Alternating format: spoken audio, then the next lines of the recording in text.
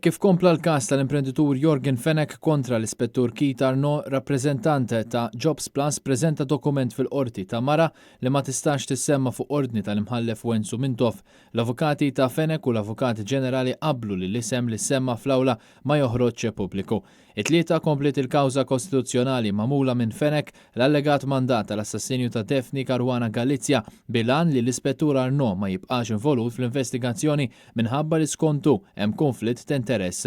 Waqt dan ismieħ il-qorti staqsiet li difiża jekk kienx hemm iżjed xhieda b'risposta tkun fin-negattiv u l-każ tħalla nhar 3-17 ta' Diċembru fejn mistenni jsiru wkoll il-kontroeżami ta' Jorgen Fenek.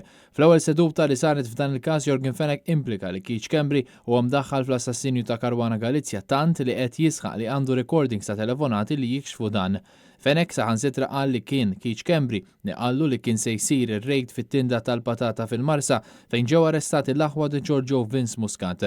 Fenek tenna wkoll li l-istess Schembri qallu li l-mobile tiegħu kienet jiġi interċettat u qed jinsisti li kien Keith Arnaud li għadda din l-informazzjoni lil Keith Schembri. Għal Jorgen Fenek qegħdin jidhru l-avukati Marion Camilleri u Gianluca Caruana Karin filwaqt li fisem l-avukati ġenerali deru l-avukati Victoria Buttigieg u Maurizio Cordina.